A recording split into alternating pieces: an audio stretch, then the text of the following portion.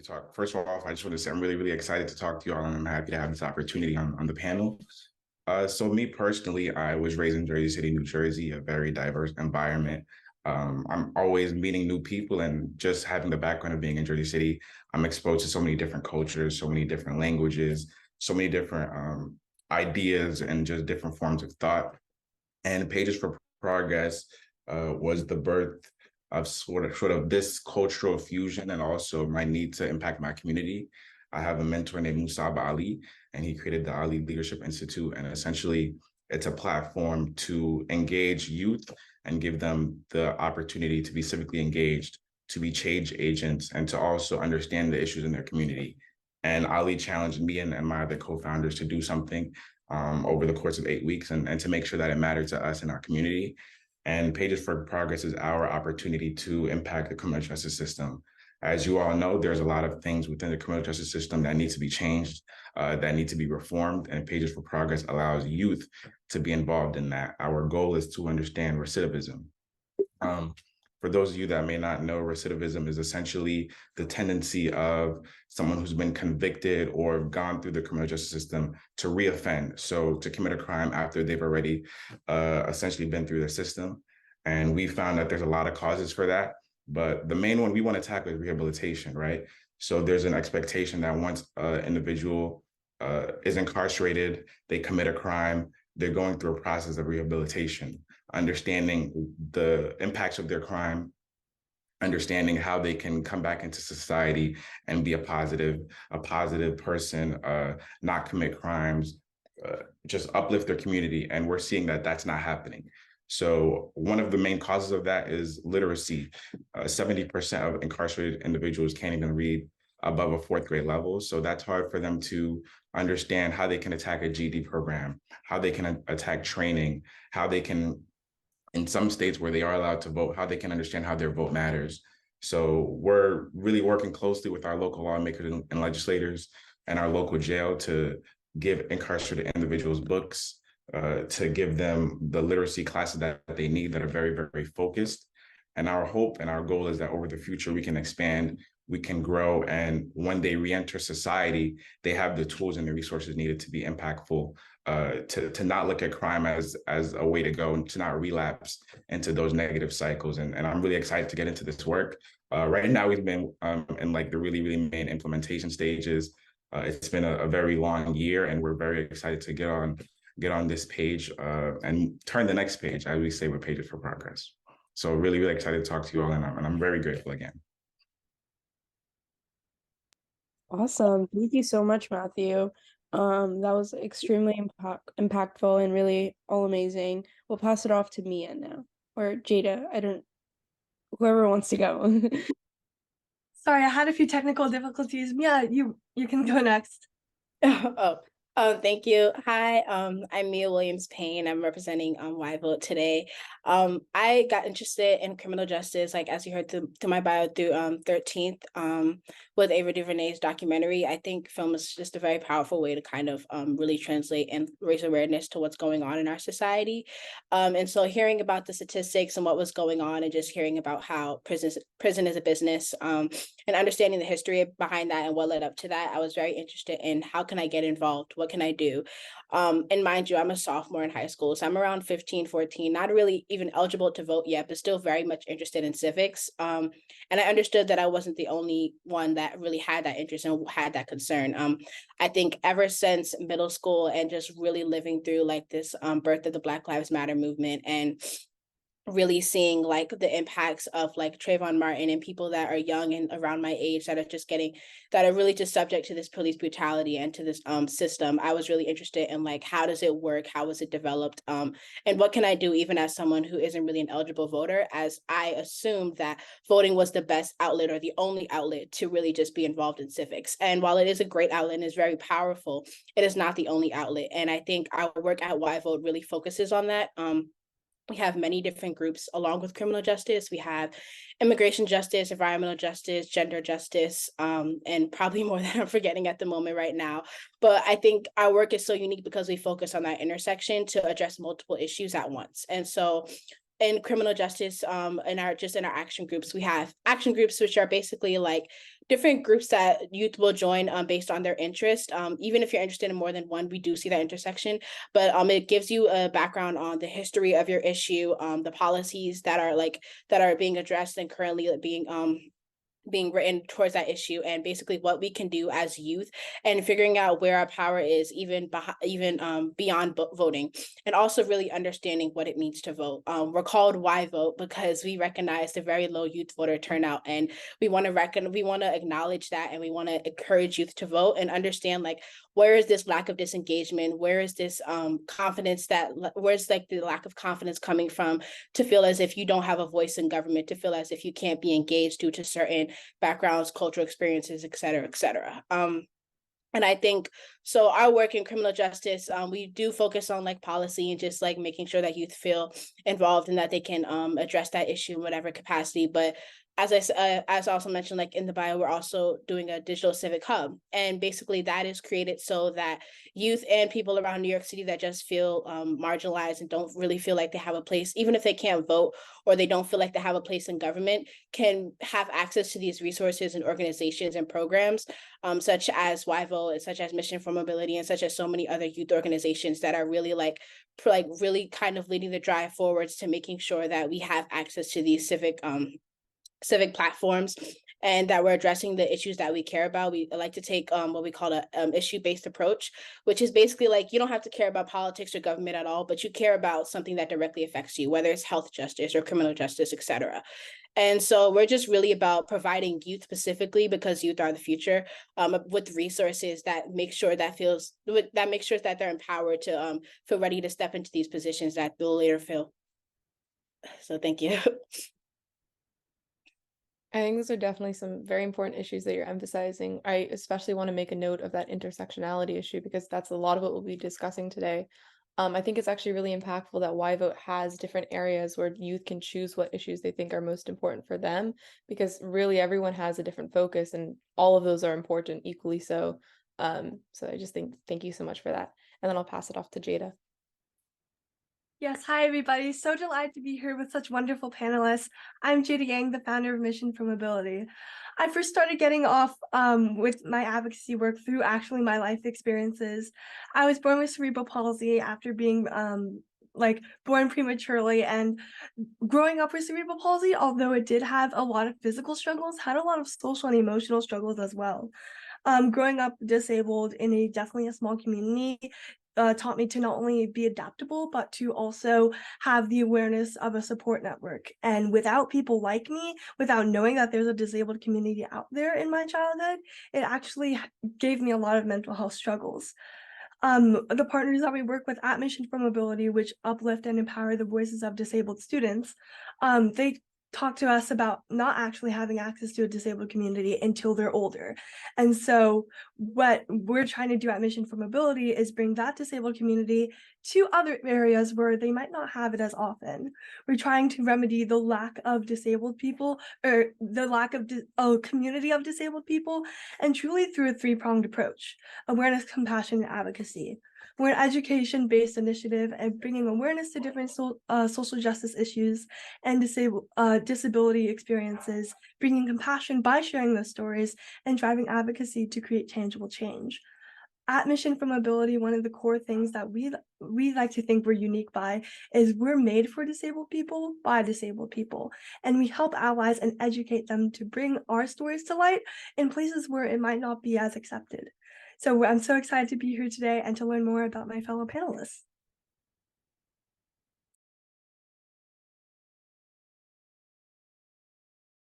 So thank you. Oh, sorry. Yeah. Thank you all so much. All amazing bios, all incredibly impactful. And, Jada, I really love how you started the organization to create a community. I feel like everyone deserves to be in a community. So that's amazing. And thank you again. So I just want to go into our first question. You are all still students in your educational journeys, and I'm curious to what you would say your education has taught you about everything you're advocating for. So an example of this: how much of your school curriculums cover disability rights or the criminal justice system or legal work? You're located in different places. based off your bio. So feel free to relate this question to your background, personal experiences, or national curriculum.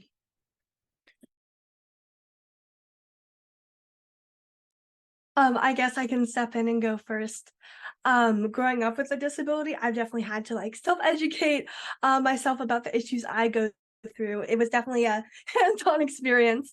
But learning more about the disabled experience and experience of others. At my school, I'm based in California, and so we do a great job in giving diverse voices to students, and especially in literature and history. But what happens is when we focus on all these diverse voices, the definition of diversity becomes limited. And so one of our partners, Educating Outside the Lines with Mission for Mobility, they came to talk about how actually people rejected disability education because it wasn't really considered diversity. And so I think with school curriculums, they're doing a great job in providing a lot of different coverage on different types of peoples, their history, and all that. But unfortunately, sometimes it doesn't get covered all the way through. However, in my personal experience, I've gone through classes such as AP Gov and AP Lang, where I've learned how to bring my experiences to the classroom and make sure they get the necessary platform it needs. And through that, I think educating each other in the classroom and along with curriculum is something that's been extremely important to my journey in advocacy. Yeah, I can go next. I really agree with Jada in the aspect of what you're learning outside of the class is almost, if not more, impactful. I think for me, because my focus or my major is in political science, there's also a lot that I'm learning about policy. So when I am learning about things like the criminal justice system or police brutality, I am able to carry that out into the work we do for Pages for Progress. But a lot of it was like self-study, researching, sort of learning about how these issues impact my community specifically instead of the country at large. And I think for anybody that's really starting to get into this type of work, a lot of it is really like research. It's knowing like how detailed you can be and how specific you can be in your approach. I think all education systems they can do a lot better in educating people on specific issues that we may not want to talk about or they may be uncomfortable. So those situations it's really more focused on how you can do your research, how you can focus sort of your learning to be impactful. And I think it's very much a mix of what you learn in the classroom and what you're learning outside of the classroom. Yeah, I completely agree with both of those points. I think in my experience, just within like from elementary school up until college, I found that my most impactful experiences really happened, I think, like outside of the classroom, or not necessarily like outside of the classroom, but also just in a different setting. And so like I found that the college courses that I took like at another school while I was in high school, rather than just AP courses, were very much like more impactful than my regular courses. And I think like it could have been the way that the class was structured.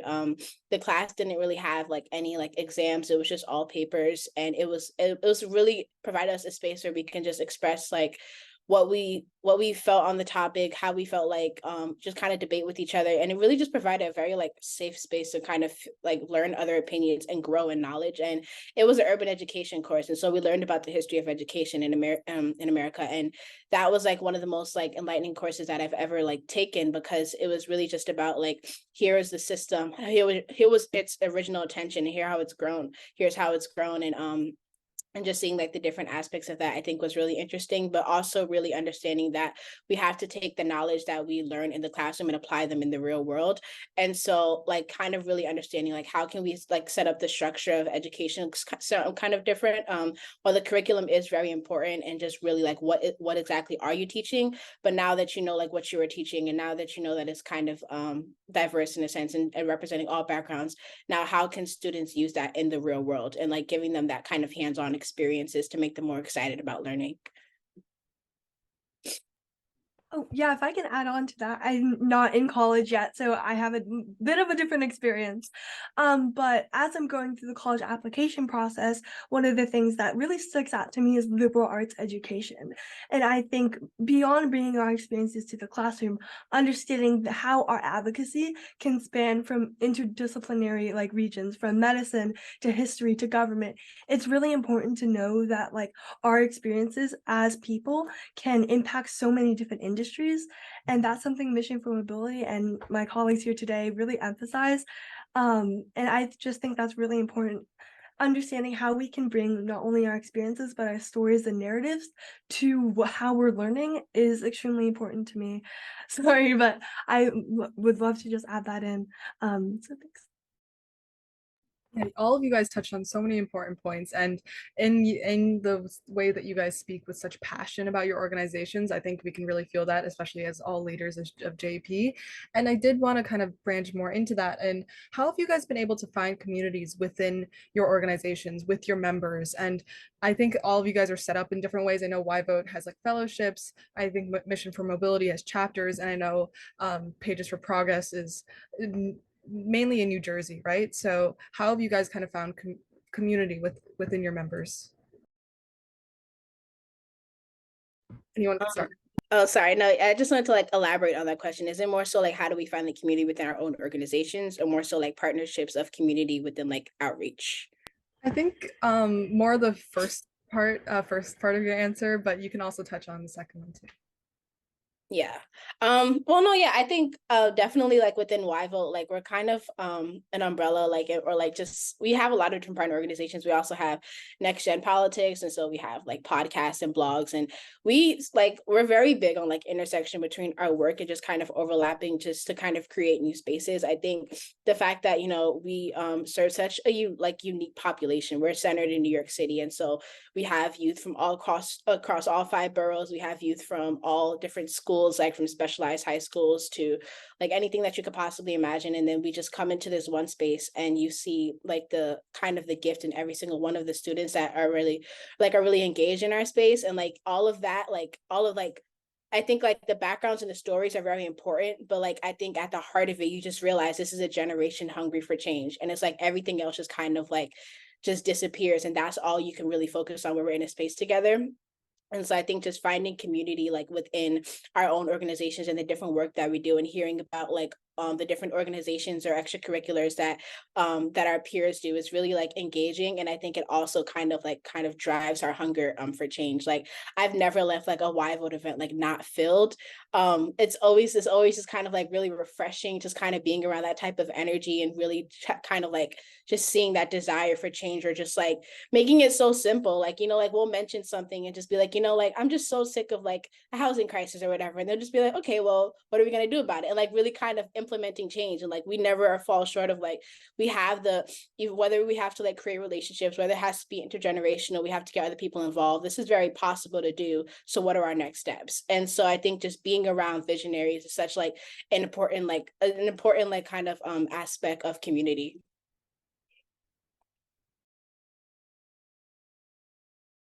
Yeah, so sort of echoing what Mia just said is kind of the same for our organization. I think I'm really energized by my co-founders. I'm also energized by the people that are joining our organization in terms of like becoming on our e-board and our like other executive members.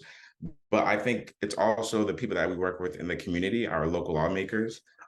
This organization has allowed us to really be able to talk to them candidly and see their insight in a way that like I never did before. When I was in high school, I knew that I could vote for them, and I knew that like they were going around passing these flyers, but we can talk to them about a specific issue and they're open to listen. And I think they really talk to us about using our youth as like a motivator, like not thinking because we're young, we're in college and high school, we can't have an impact in our community.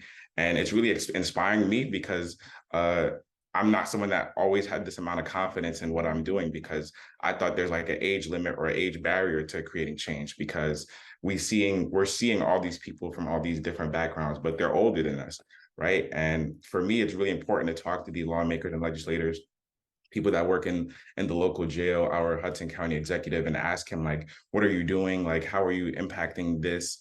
And he's giving me really thoughtful answers. And he's also asking me to help. He's also asking me to help him in change.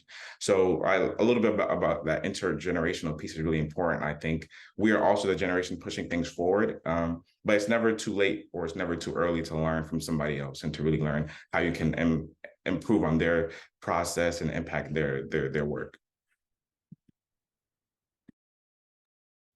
I definitely agree with both Matt and Mia were saying.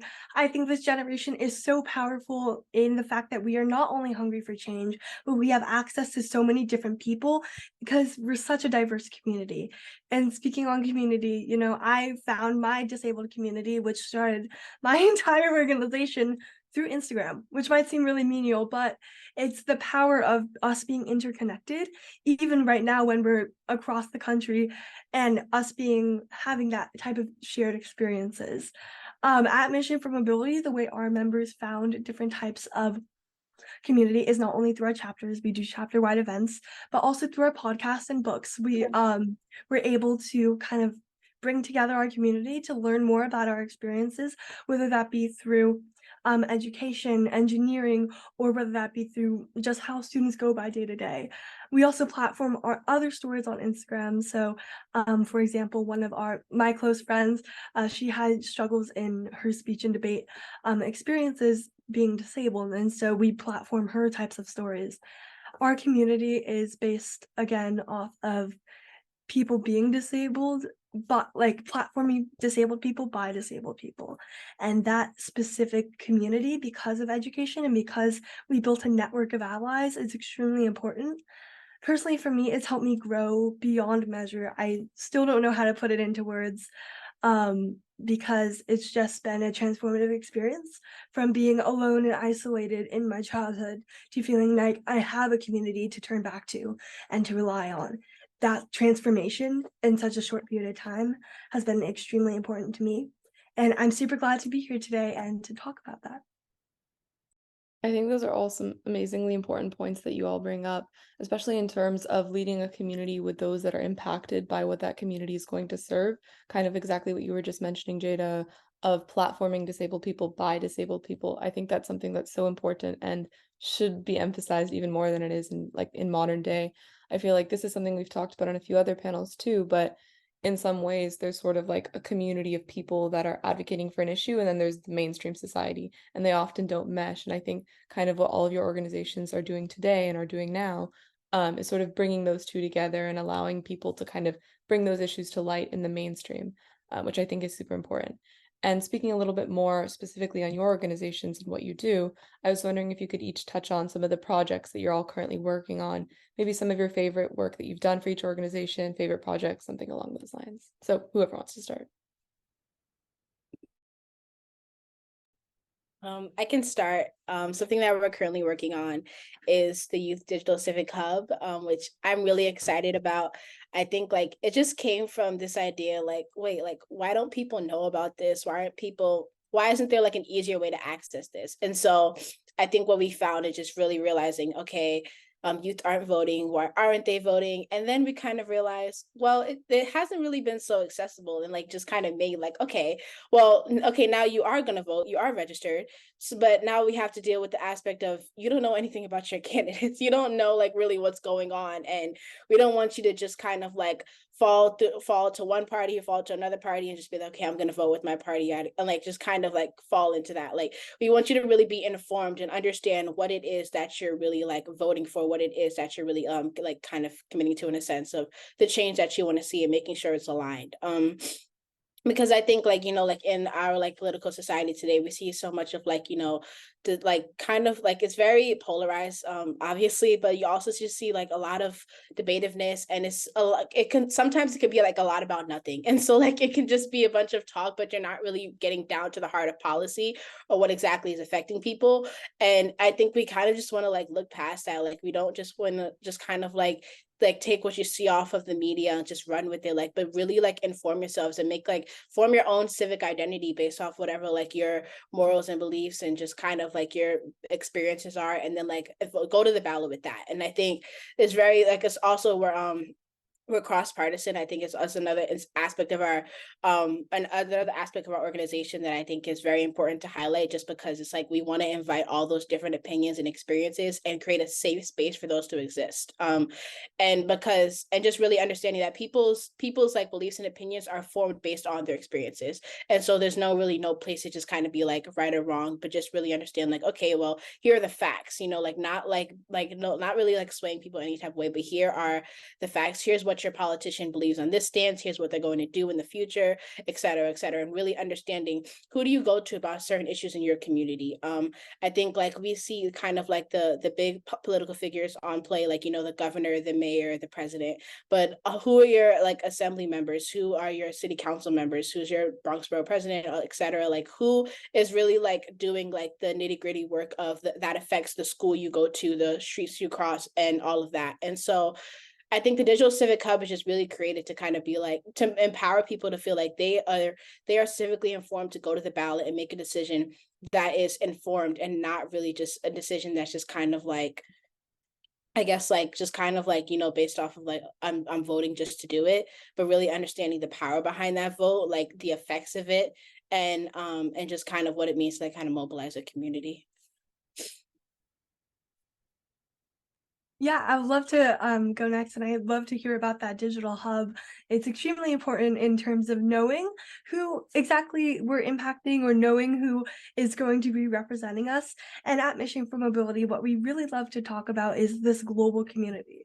We think the disabled community is extremely unique in that not only does having a disability inflict 15% of the global population, but because of that, we have so much interconnectedness within our cultures. The reason why Mission for Mobility grew from a small school club to a national organization is because we recognize that a disability can impact anyone, anywhere.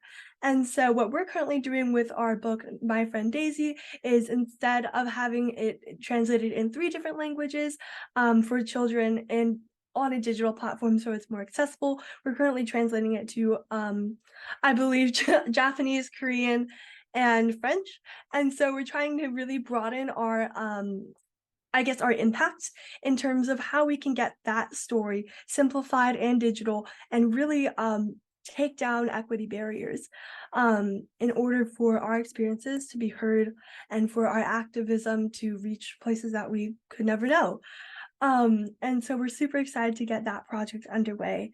Beyond this, with our podcast series, we do this primarily in English, but we also put this on a digital platform to ensure that people have access to our stories, have access to how communities are also transforming their own industries, and platforming those stories by people, again, who are really being impacted.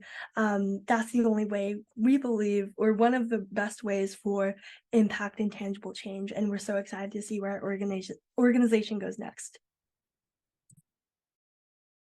Yeah, I really love what both you guys have said, especially about like the partnership aspect, and like really understanding who you're impacting and having all of the knowledge. And I think that's sort of like the basis for Pages for Progress, really having a wealth of knowledge to really impact and learn from.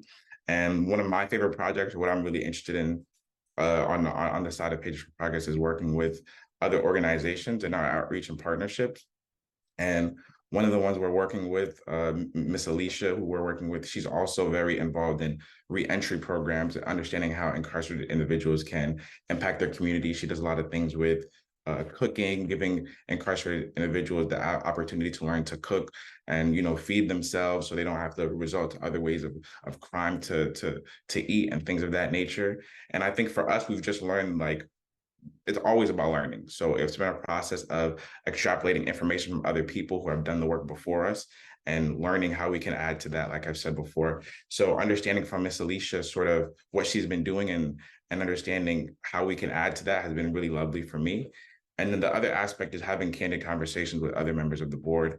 Me and my co-founders, we always have candid conversations on what we're seeing in the news, what we're seeing in terms of prisons and recidivism, and police brutality, and also conversations on like, how are we growing? Like, what skill sets are we developing that can help the organization? And I know for us, we're trying to figure out, you know, how we can grow on social media. And I love having those conversations, or how we can add more people to our organization. And that kind of invigorates me, because we're all learning, you know, this is a very new organization and we're learning to grow and hopefully get to the process of like YVO or Mission for Mobility. So it's all about learning for me, and it's just been a process of having the right people around me to really motivate me, and I can motivate them. Thank you all for your answers. That you guys all gave very eloquent and thought out answers. And I think I'm just really impressed by how much you guys are, how passionate you guys really are. And kind of moving into more about being a youth activist, what is it like being being a youth in fields that are mainly dominated by adults, or being activists in spaces where it's mainly adults still taking charge? And since all of you have very different organization backgrounds, kind of touching upon how those help you or kind of hinder you. Yeah, I love to go Sorry. first if possible. Oh, no, you can go. All right. So I think for me, in the beginning, like I said, it was a crutch. I felt like being the youngest person in a room, why are you even going to listen to me? Like, what do you think that I have to say that's really important? And once I really like started to develop the confidence and I was in the rooms where I could really speak and have these conversations, I knew that I was where I belonged. And I think for a lot of teens or people in college and very young people, we feel like we may not belong because we haven't been here or we don't have the wealth of knowledge. But like Jada said, we have all this access to each other and we are the most digitally connected generation. So we have a wealth of knowledge, and youth is a superpower, I think, for us, because that means we're not racing against time in a way. We're understanding that we have to get these things done, and our youth and our knowledge and our groups, we can get this work done, right? We're understanding that because I'm young, I know that what life has ahead of me and what I want the world to look like in the future. And as Mia said, like, we're the generation of change. So I think for me, I've never looked at it as like, I'm young, I'm 21, I can't do anything. I looked at it like, I'm 21, that means I'm just getting started, right? I'm 21, I can do everything. Like, use it as a motivator. I think even when I'm talking to my brothers who are kind of like Jada going into the college process, like, think about how you want to impact the world and think about where your end goal is. And you can really just get started in a meaningful way. So don't think of age as anything other than amazing.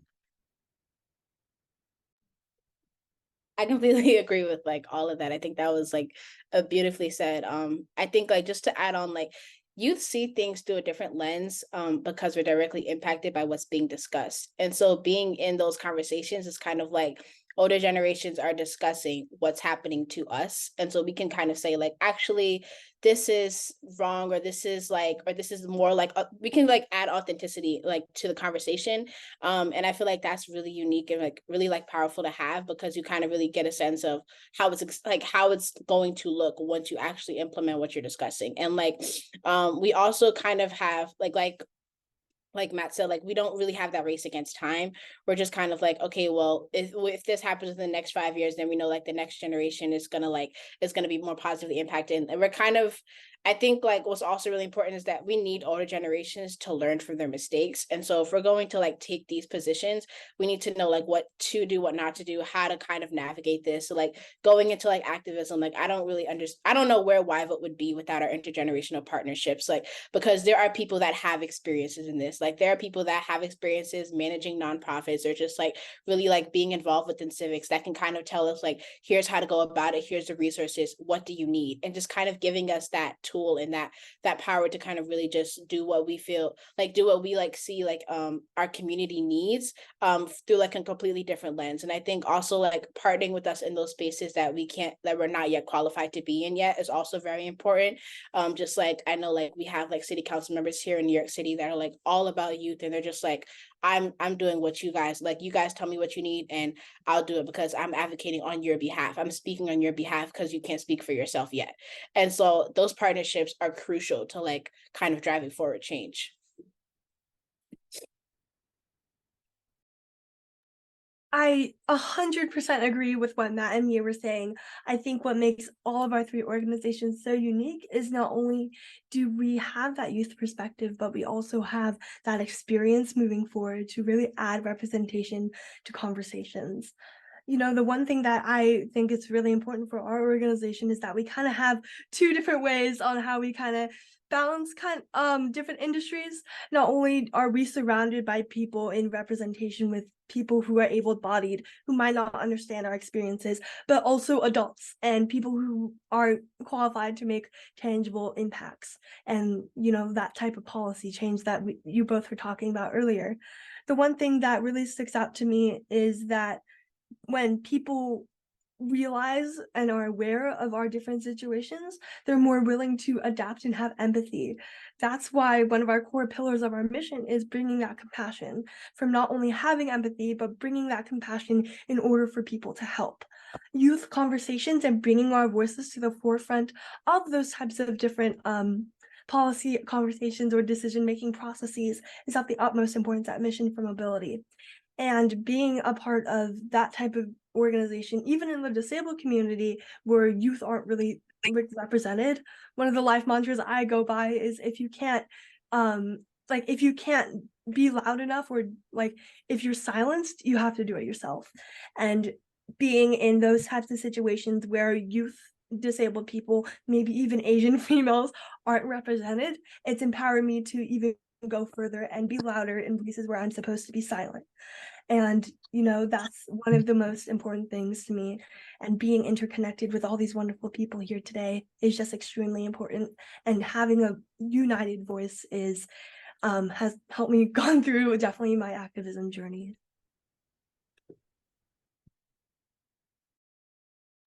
Okay, great. Thank you all for your amazing answers. You know, I think they all really touched all of us, especially because we are also a youth-led organization that focuses on like uplifting young people and, you know, building a community of our own. I just want to go ahead and ask if the chat has any questions. We are more than happy to ask them and receive some answers. Other than that, we would love to know different ways on how we can get involved in all of your organizations, or how we could stay in touch with them. Any resources you guys want to provide, feel free to drop them, and we have a curated document that we'll send out at the end of the summit with all the resources. So let us know. Of course, I can go first. Well, the best way to contact us is through our website, which is www.missionformobility.com. Beyond that, you can also read our book and listen to our podcast to get to know us better and kind of what our mission's all about. You know, in order for people to get involved or even support us, one of our pillars is having awareness. And so we would love to end off this panel by saying to please take time out of your day or even days to recognize what people with mobile disabilities have to go through, whether that be through physical accessibility, whether that be through having diversity in making those types of changes, or even talking about diversity in classrooms. Definitely having more compassion and listening to all those different types of experiences, disabled or not, is one of the most important things that you can do to support an organization. Just having an open ear and a listening, I guess, or having an open mind and a listening ear is extremely important. And we're so glad to represent Mission for Mobility today.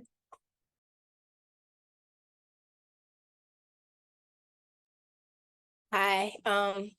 For YVote, you can contact us through our website, yvotenewyork.org. And very soon, hopefully within the next year, we'll have a link to our digital civic hub, which will hopefully be launching soon, and we'll update you guys on that. But yeah, YVote, we definitely have like all of our different programs and what we do. And if you want to join, there's always contact information on the website too. You can reach out to us, and we have basically opportunities every fall, spring, and summer. Yeah, for us, you can utilize our IG to really stay updated on Instagram with what we're posting and sort of our information sessions. And when we're doing things like donation drives that we want to give to incarcerated individuals, so that's at Pages for Progress _. And I think another thing that I really love everyone to do is kind of what Jada says, educate yourself every day. I think it's really important to just learn, and that's the foundation for everything that we're doing is just learn. So if we really want to learn a lot about recidivism or the criminal justice system, I think that there's a wealth of information online. You know, check your resources, make sure they're very accurate, but it's always about education. So I really appreciate that. Definitely agree, and staying active learners. And I think there's one last question in the chat that will be a nice wrap up that we can end off with, and they're asking, it's from Sanda, and she says, what advice do you have for teens who are not currently part of an organization and don't know how to figure out how to connect with an activist community? And each of you can go. I would start off by saying social media is probably like your best bet. Every organization, like all of our organizations, we have a social media. And also just your school, like connecting with your school or other schools. Like I think that's like the biggest partnership that youth-led organizations have, because that's where youth are 8 hours of the day, they're in school. And so like really making sure that like you're asking your guidance counselor, whoever it is at your school that just kind of oversees extracurriculars and outside opportunities, and also being specific about what you're looking for. Like if you're looking for something just like more broad about, like if you're looking for something about voting, then like why vote be for us. If you're looking for something more centered specifically towards criminal justice, then like Matt's organization or just Jada's organization, like be very specific about what you want and what you would like to grow in, because activism comes in like many different forms. And so just be very clear about what you're looking for. And I'm almost certain that there's an organization out there for it. Yeah, I agree. Like there's definitely like your school is probably the best place, like talking to like-minded people, having conversations, and then maybe you're gonna learn about spaces and platforms where you can impact. And I think don't be afraid to create a space for yourself and create a lane. I think all of us are very like understanding of the aspect of you can start something from scratch and it can grow and take off. And then you can partner with organizations that are already there.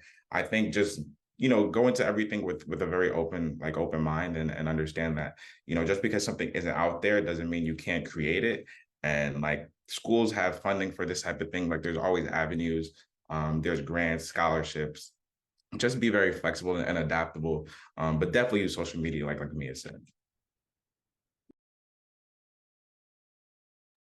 Yeah, I definitely agree with both of those. Having social media, having access to different schooling, but if you're not, if your school is, let's just say high school and doesn't have that type of opportunities for grants, or if your school just isn't like doesn't have the amount of resources in order to do that, again, social media is a great way. But also listening to other people's stories, that's like the most authentic and free way to learn about advocacy. The one piece of advice I do have, it's kind of cliche, but know what you're passionate about and pursue it. The way I found my advocacy journey, I think I touched on this before, is literally through luck. The algorithm spoke to me and I found a disabled post on Instagram and I was like, whoa, okay, this is like what I want to do. And it's actually what I want to pursue in college.